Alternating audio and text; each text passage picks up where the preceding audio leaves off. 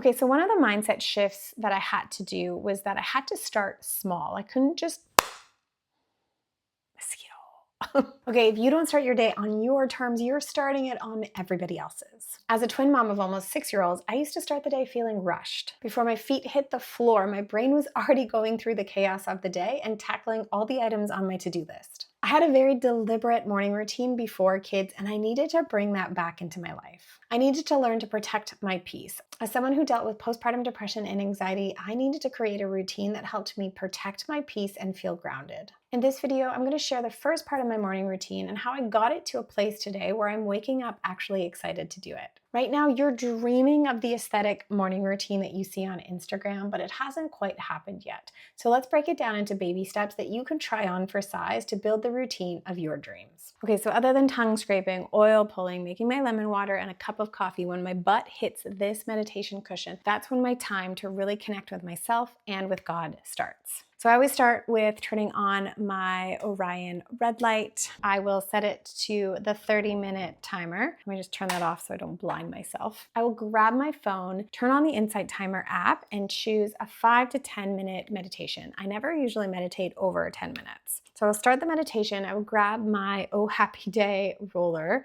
I will just simply roll it onto my hand, close my eyes, and take a deep breath in and exhale. As the meditation is continuing on, I will grab my Palo Santo. I will light a portion of it, and I will just let it simply burn. This routine is just ingrained into my routine now, so I will waft the smoke over my face, take a deep inhale. I will sometimes cross it from shoulder to shoulder, and this is just my way of clearing out the old and getting ready to start a fresh day. So I will sit back, close my eyes, and enjoy the rest of the meditation. After the meditation finishes, I will usually grab a music track and turn it on. I will then read a page in my devotional. I'm reading Max Lucado's You Can Count on God. So I'll turn to the date for the day, read that page, and then I will grab my She Reads Truth Bible and I will read a chapter in that. I will then pray or journal a prayer to God. So if you're a mom that feels like mornings are happening to you and not for you, would you hit like and subscribe so that I know you would like more content like this? What I'm trying to do with these videos is give you the real routines that work, not just the Pinterest-worthy ones. So one of the mindset shifts that I needed to do when I was building back my routine after kids was that I couldn't just go from 0 to 100. I had to start small again. So one of the things that I did when I was building my meditation practice at the beginning was I started small. I would meditate for 1 minute, sometimes 2 minutes, and then I just build it up from there. So I used to use just the Insight timer function. I think I would set it to 3 minutes. A gong would sound at the beginning. I would sit there in silence, watching my thoughts go by for 3 minutes, and then a gong would signal the end of the meditation. I upgraded to the paid version of Insight Timer so I could access all the guided meditations, and I've been paying for it annually ever since. What I love about it is it gives me this like running tally of how many days I've meditated. So start small. Start meditating for 1 minute, 2 minutes, because meditating for 1 minute is better than 0. Something is better than nothing. All right, if you grew up in a Christian household, then this might resonate with you, but I didn't always spend time with God in my morning routine. Definitely pre-kids, I was a little bit more into New Age. I grew up in a Christian family. I grew up going to a Baptist church. I went to youth group, you name it. And I spent a lot of time in Bible study, but as an adult, I kind of lost that practice. I was more interested in New Age practices. I even have, my collection of cards that I would pull from. I still do, and I really enjoy card pulling because it's just kind of the messages that I like to see,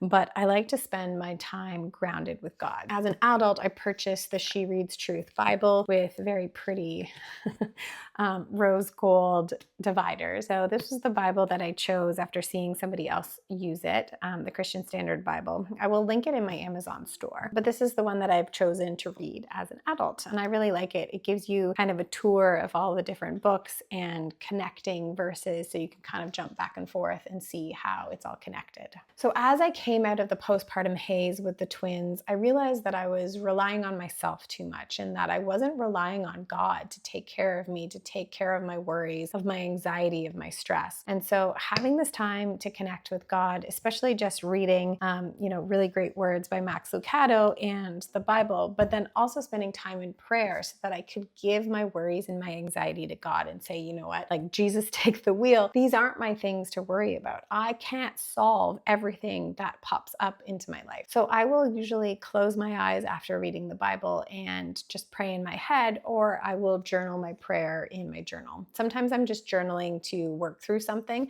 but the majority of my journals in the last definitely year have been specific prayers that I'm giving over to God, that I'm asking Him to handle, I'm asking Him to take care of. And the last thing that I'll say is when I close my eyes in quiet prayer in my head, I actually picture kind of crawling into God's lap here in this area of my bedroom and just kind of being held and being rocked like a child. You know, my twins are almost 6 and they still love climbing into my lap to be held. So that's what I'm picturing of myself during this time with God. Okay, if you're craving a delicious morning routine, I'm gonna link the full video that I've made called The Morning Routine That Saved My Life. And as I alluded, I had postpartum depression and anxiety, and I called it The Morning Routine That Saved My Life because I truly needed to do these things for my sanity and for my mental health. There were days that I pictured walking out of the house and never coming home. And I shared those thoughts with my husband, who got me the help that I needed. So if this is part of the help that you need, I truly hope that I can help in any way that I can. But please talk to somebody close to you and know that you and your family are better off with you in it. So hopefully you can watch that video, see if there's anything in my morning routine that you want to try on for size for yourself as you're building your own delicious morning routine. Thanks for being here. If this video resonated with you, would you give it a thumbs up and subscribe? I really appreciate you being here in this corner of the internet. Now go and live well, and we'll see you in the next video.